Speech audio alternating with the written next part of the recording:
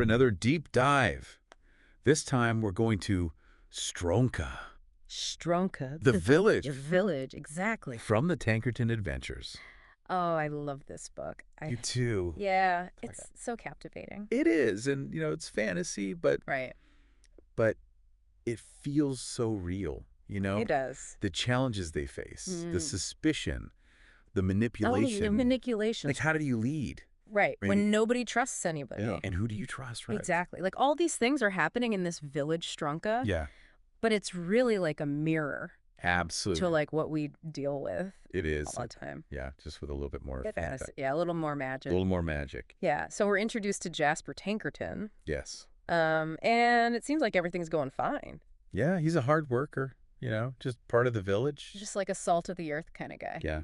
Loves his family, loves his village. Yep, and then all of a sudden, boom. his sister Rohija Is accused of betrayal. the worst. The worst. Can you imagine? Oh, like. But I mean, even just thinking about it, Yeah. it makes my heart clench up a little bit. Like, the close relationship, and then to have that. yeah, and then to have it be like she's putting the entire village at risk. Yes, and that's a thing, right? It's like, do you believe your sister or do you believe the village? And what's worse is, we find out later. Yeah. Or I guess I should say, we know from reading the book Yes. that Jasper really is. He's conflicted. He's conflicted. He wants to believe his sister. Yeah. But there's all this evidence piling up against her. Yeah. Well, what did she do right? Well, that's what I want to know. What did she do that makes the village think she's betrayed them? She brought outsiders in. Outsiders. And said they were refugees from another village that was destroyed by Tychon and the Betrayer. Oh, I see. So,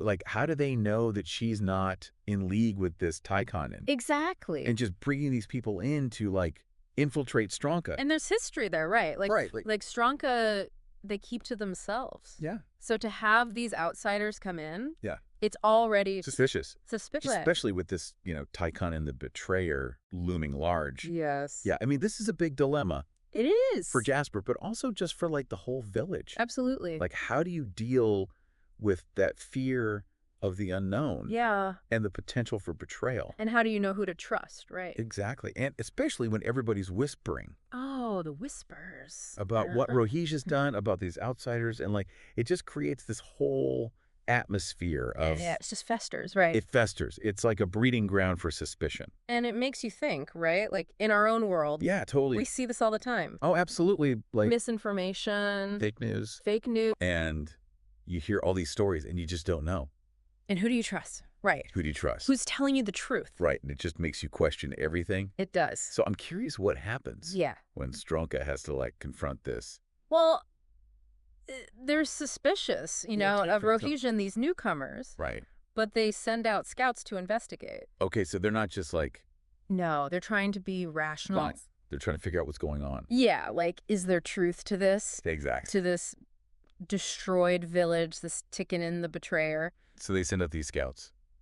Yeah, and while they're waiting, life in the village just gets tense, yeah, more suspicious. Yeah. Every day, the whispers get louder. And those whispers, it's not just people talking. No, it's it's like this underlying doubt, yeah, and this fear. Yeah, and that just permeates everything. Yeah, it affects every relationship. Yeah, so what happens when the scouts get back? Well, where do they find anything? They do. They find a ravaged village. Oh, no. It's just like the refugees said. Wow. So it's true. It's true. Tychon is real. Tychon is real. And he's coming. He's coming for Stronka. Yeah. Oh, so now what? Now the whispers turn into a roar. It's like that fear becomes real. It's not just a possibility anymore. No. It's like they're staring it in the face. Yeah. So what does Stronka do? Well, I think that's a story for part 2. Oh, okay. So we're going to have to wait. Yes, to find out. To find out what happens when Tychon comes to Stronka. I'm on the edge of my seat. Me too. Yeah. Welcome back to our deep dive on the Tankerton adventures. I am so ready to find out what happens when Tychon gets to Stronka. Well, they're not just sitting around. Right. They were training and preparing for battle. Yeah, but think about it. How do you go from, all this infighting to a united front? Oh, that's a great point. Is it even real? Or is it just a temporary thing because they're scared? Exactly. And how does it actually play out when the enemy's at your doorstep? Yeah, it's one thing to train and prepare, but it's another to actually face down a real army. Well, let me tell you, Gallianos does not disappoint. I'm ready. Hit me with it. Picture this. It's night. Okay. And on the horizon, torches start appearing.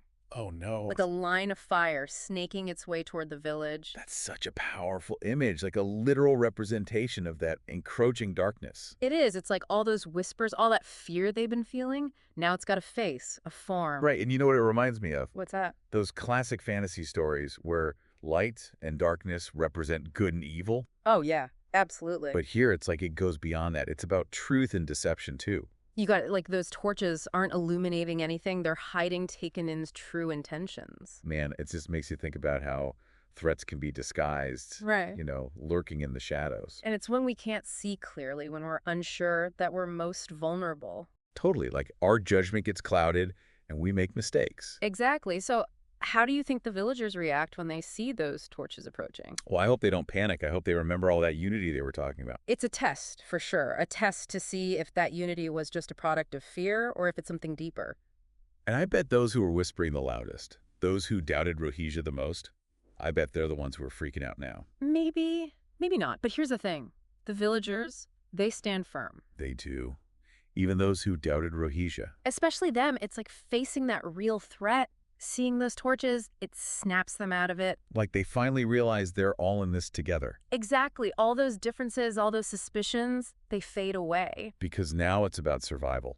Survival? Pure and simple. Man, what a moment. Like the enemy at the gates. And instead of crumbling, they come together even stronger. It is. And Gallianos doesn't shy away from showing the fear, the trembling, the tears. Right. It's not like they suddenly become fearless. No, but the fear is different now. How so? Before, it was that fear of the unknown, the fear that divided them. Now it's the fear of a powerful enemy, but it's a shared fear, and that somehow unites them. It's like that saying, the only thing we have to fear is fear itself. Or the fear that divides us. Right, so the battle begins. It does, and as you can imagine... It's epic. Epic is an understatement. It's a whirlwind of steel, shouts, desperate cries, and Gallianos doesn't hold back on the details. So it's not just like a sanitized version of war. He shows the brutality. Oh, yeah. He shows the cost of conflict, the losses, the sacrifices. But amidst all the chaos, I'm curious about Jasper. What about him? Well, he's a skilled swordsman. He is, trained by the best. Right, but is he just another soldier in this fight, or is there something more driving him? He's fighting for his home, for his village, for his sister's honor. So it's personal. Very personal, and as the battle rages, his eyes are drawn to Tankerton. The big bad himself. The puppet master, the one who's been pulling the strings, watching the chaos he's created. And what does Jasper do? He realizes something crucial. What's that?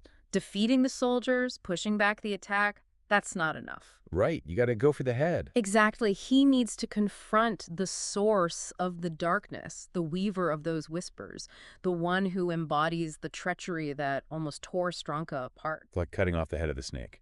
Yes, and it's not just about physical survival. It's about taking out the root of the problem. Precisely. Because if you don't... those whispers will just find a new voice, a new way to spread. You got it. So what does Jasper do? He goes after Tankerton. He does, leaving the relative safety of the battle lines, charging up that hill towards the embodiment of evil. Man, talk about a David and Goliath situation. It is one man against the force that's threatening to destroy everything he holds dear. I can't even imagine the pressure, the weight of expectations. It's immense, but it's also what fuels him, that sense of purpose, that understanding that this is about more than just his own survival. So what happens when he reaches the top, when he finally faces Tankerton? The tension is so thick you could cut it with a knife. I bet. So what does Tankerton do? Does he laugh at Jasper, mock him? Oh, he does. He taunts him, calls Stronka weak, revels in the chaos he's caused. What a jerk. But Jasper stands firm. He declares that Stronka's unity is real, their whispers are silenced, they're not falling for his tricks anymore. That's my boy. It's a powerful moment, but of course... Tankerton doesn't just surrender. No, this is where things get really interesting. Okay, I'm on the edge of my seat. What does he do? He doesn't just rely on brute force. Oh, so he's a manipulator too. Oh yeah, he's a master at it. What does he do? He uses his powers to twist perception to turn those you trust against you. Oh no, like mind control. Something like that. He manipulates one of the villagers, Klecko, Jasper's old friend. No way. Not Klecko. Yep. Forces him to attack one of the survivors. Oh, that's brutal. Like that betrayal. That's got to hit Jasper hard. It's a devastating blow, one that could break him. So what does he do? Does he give in? He almost does. He's reeling from the shock, from the doubt that's flooding back in. It's like all that progress they made, all that unity, it's crumbling. It is, and Tikkanen is loving it. That jerk. But just when it seems like all hope is lost... What happens? Jasper hears something. What is it? Chanting. Chanting. Coming from the village, the villagers are chanting, Stronka! Stronka! Oh man, chills. Like they're sending their energy, their support up that hill to Jasper. Exactly. It's a reminder that he's not alone, that they're all in this together. It's like that moment in sports movies where the crowd rallies behind the underdog. Yes, but it's more than that. How so? It's a declaration of their unity, a rejection of the whispers, a shared belief in something greater than themselves. And Jasper, he feels it, right? He does. He understands in that moment that Tikkanen's power, it thrives on division, on doubt, on breaking apart communities. But unity, true unity, that's his weakness. Exactly. And as that chant echoes across the battlefield, Jasper feels a surge of power, a renewal of purpose. He's back in the game. Oh yeah, he's not just fighting for himself anymore. He's fighting for Stronka, for everything they represent. So what happens next? Does he defeat Tikkanen? The battle intensifies, fueled by that chant, by the rising sun, by the unwavering support of his people. He fights like a man possessed, his movements precise, his attacks fierce, every blow infused with the love for his village, the desire to protect his people, and then with a final desperate thrust, his sword finds its mark. He gets him. He does. Tikkanen falls, defeated, the darkness vanquished. Victory! I knew he could do it. It's a moment of pure catharsis, a release of all that tension, all that fear. Okay. But it's a bittersweet victory. Right, because they lost people, good people, who fought bravely. Exactly. And as they celebrate their triumph, there's a somber acknowledgement of the cost of their victory. And the understanding that the battle against deceit, it's never truly over. You got it. There will always be new threats, new whispers trying to creep in. So what happens next? Does Stronka get a moment of peace, or... Well, I think that's a story for part 3 of our deep dive. Oh man, you're killing me with the cliffhangers. But that's how Gallianos keeps us hooked, right? He does. I can't wait to find out what new challenges await Stronka. All right, we're back and ready to finish our deep dive into the Tankerton adventures. Stronka's safe, right? For now, at least. For now. But something tells me it's not going to last. You know Gallianos. I do. There's always something else lurking around the corner. Always. And this time, it's a new kind of threat. A deceptress. A deceptress named Marletta. Marletta. She's not like Tikkanen. She's not about brute force. Right. She's all about seduction, whispers, and promises. Exactly. Like a siren promising peace, but with hidden motives. Like those stories where the devil tempts you with what you want most. It's like that, yeah. Making you think it's good. Yeah. When really it's all a trick. And it makes you think about our world, right? Oh, absolutely. Like all the ads and influencers. Exactly. Telling us what to buy, what to believe. Promising happiness. But who's really benefiting? Right. So how do you know who to trust? That's the question, isn't it? And how does Stronka find out about this Marletta?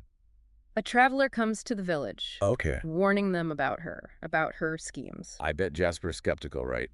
After everything with Tikkanen, he's not going to just believe some random traveler. You're right. He's learned his lesson about jumping to conclusions. But he can't just ignore it either, can he? No, he calls a council meeting, but... But he's already thinking ahead, isn't he? Like trying to figure out what's really going on?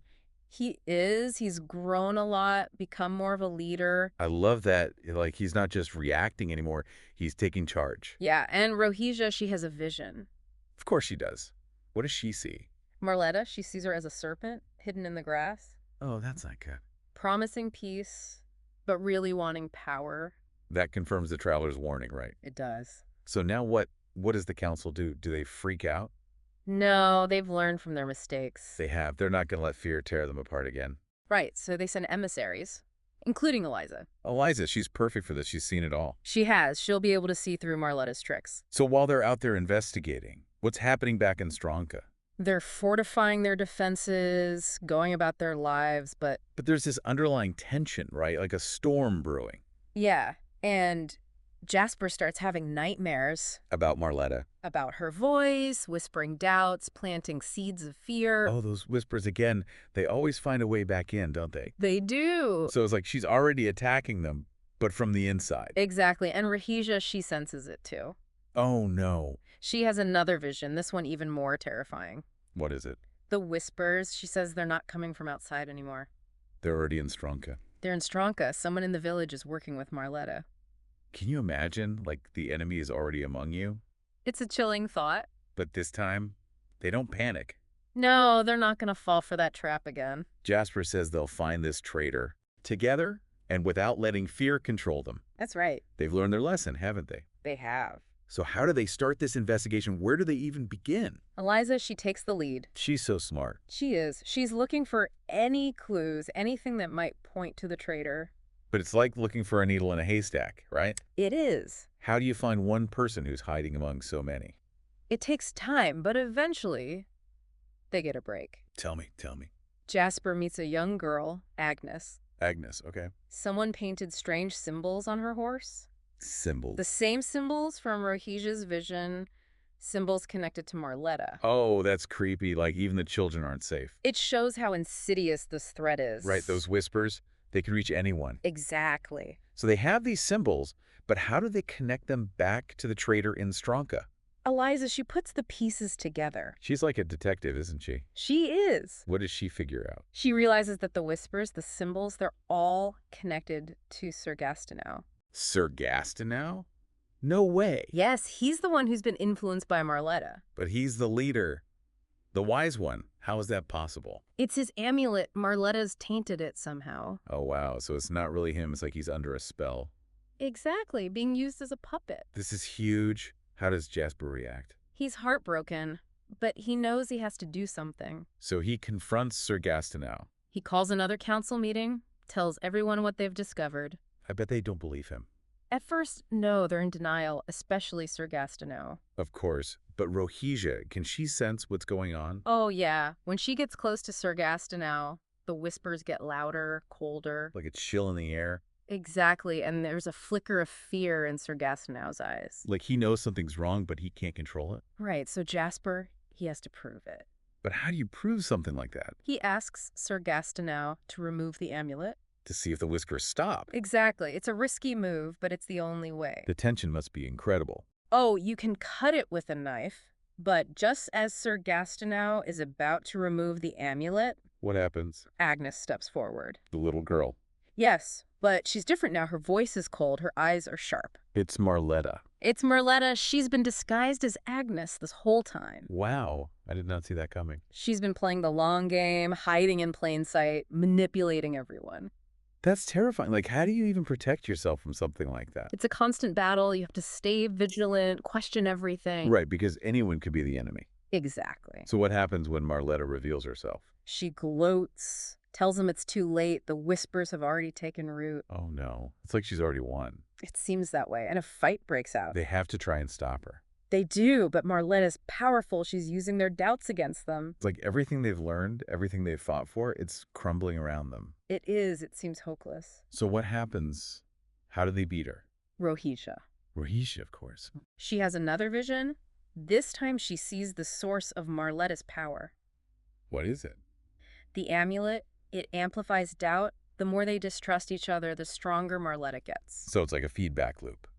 Exactly. So Rohijah tells Jasper. And he knows what he has to do. He does. He shouts to the villagers, reminds them that their strength is in their unity. Just like when they were fighting Tankerton. Yes, but this time, it's even more important. Because the enemy is not just outside, it's inside them too. Exactly. So do they listen? Do they remember what it means to be Stronka? They do. They look at each other. They remember the battles they fought together, the trust they've rebuilt. And they choose to believe. They choose to believe in each other. And that's what breaks Marletta's hold, isn't it? It weakens her, and that's when Juliana sees her chance. Juliana. That's unexpected. She's the one who strikes the final blow. Wow. So it's Juliana, the healer, who defeats the Deceptress. It's fitting, isn't it? She represents compassion, understanding, the things that Marletta tried to destroy. It's beautiful and so symbolic. It is, but even though Marletta's gone, the story doesn't end there. Right, because the whispers, they'll always be out there trying to creep back in. Exactly. Stronka's learned a valuable lesson, but the battle for unity, for trust, it's ongoing. It is, and I think that's a message for all of us. It is. Like, we have to be vigilant, we have to question what we hear, what we see. And most importantly, we have to remember the power of connection. Exactly. Right. Because when we're divided, we're vulnerable. But when we stand together, when we trust each other, we're unstoppable. That's right. Well, I think that's a perfect note to end on. It is, and I hope everyone listening will think about those Stronkas in their own lives. The people, the places, the values that make us strong. Exactly, and how we can protect them from those whispers. The whispers of doubt, the whispers of fear, the whispers that try to tear us apart. Yes, because in the end, it's our connections, our unity that truly matter. Well said. And with that, we come to the end of our deep dive into the Tankerton adventures. Thank you for joining us. Until next time, keep diving deep.